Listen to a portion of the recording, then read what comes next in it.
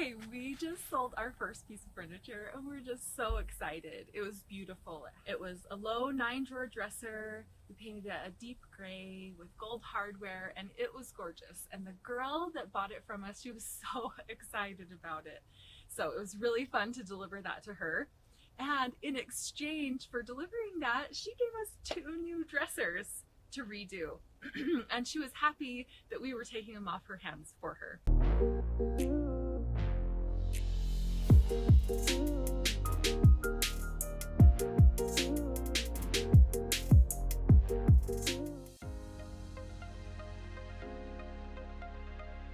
This dresser is tough and well constructed of solid pine 2x material, and it is heavy. It also has rolling drawer slides as an awesome bonus. Here's an inspiration photo for where we want to go with this.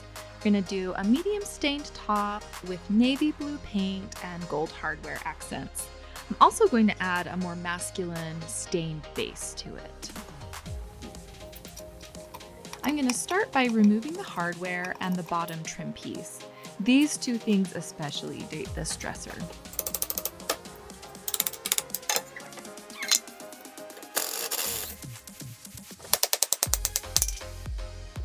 Then it's time for a serious amount of sanding. This piece was distressed with deep circular gouges all over it.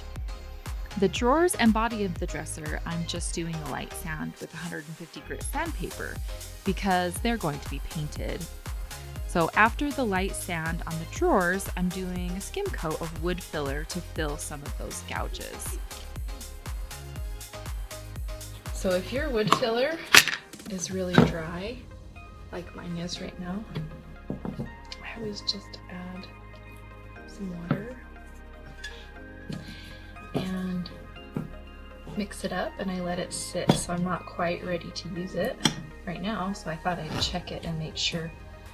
These containers aren't very airtight. So I just break it up so that it can absorb the water a little bit. I put the lid back on and I just let it sit for a little while. Okay, let's check. So it has softened up a lot.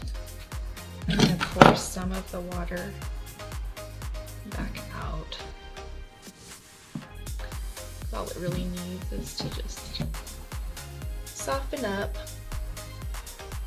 Then we can just mix it up.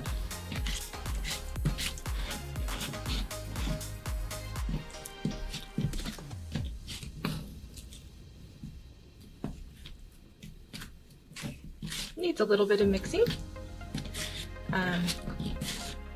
but you don't have to throw it out if it's a little bit dry.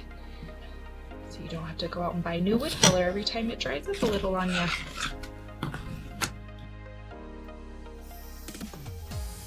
While that dries, since I'm staining the top, I have to get this down to bare wood. Using 80 grit sandpaper, I went at it and kept sanding and sanding. Then I put on a new sandpaper and kept sanding until finally all the dark stain that was in all the deep distressing grooves was down to clean bare wood. Then I went over it with a 150 grit sandpaper and finally a 220 grit, and it was ready for stain. I think getting the right stain color is usually trial and error. I started with the lightest stain color I have, Golden Oak, then Early American, and finally added a heavy coat of Special Walnut that I let sit for several hours before wiping off the excess. This isn't necessarily the ideal way, and I wouldn't even recommend it, but this is just how I got to where I wanted to be on this project. The next day the wood filler was dry, so I hand sanded it because I knew that the circular sander would just take off all the wood filler that I had just put on and totally defeat the purpose. With all that sanding and prep work done, it's time to paint. I taped off the drawers and the dresser top. I will spare you that montage because frankly, it is my least favorite part. It is so tedious. During the hour that it took me to meticulously tape everything off, I thought, man, I could already have one coat on this thing if I just was brushing the paint on. However, hand painting never looks as good as a sprayed piece, in my opinion. And then once it's all taped, each coat only takes 5 minutes to spray on, whereas hand painting, it's going to take 30 minutes to an hour to get each coat on. So with 3 coats of paint and 2 coats of lacquer, it really is a ton of time saved and with an excellent finish.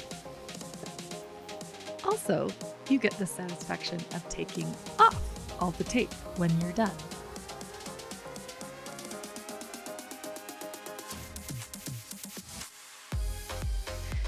It's time to bring it all inside. My husband helped me build the base using 2x2 pieces of poplar for the legs that we already had, and a 1x3 piece of select pine for the aprons. Poplar is my husband's favorite wood to work with because it's the softest of the hardwoods, so it's a lot easier on your saw blades and that kind of thing to work on.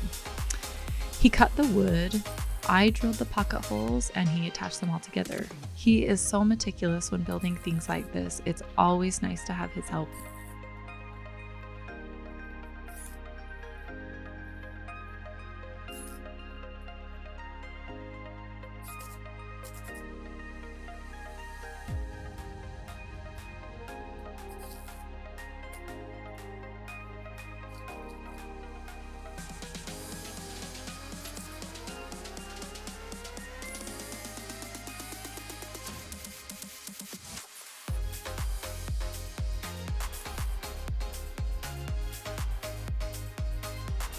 I quickly stained the base in the same way I did the top, and the pine poplar combo stained up looked really good together.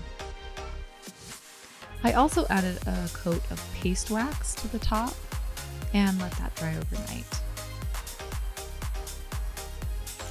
Finishing up, we attached the base to the bottom, drilled holes and attached the hardware. And this handsome guy is ready for staging and photos. Let's take a look back at where we started.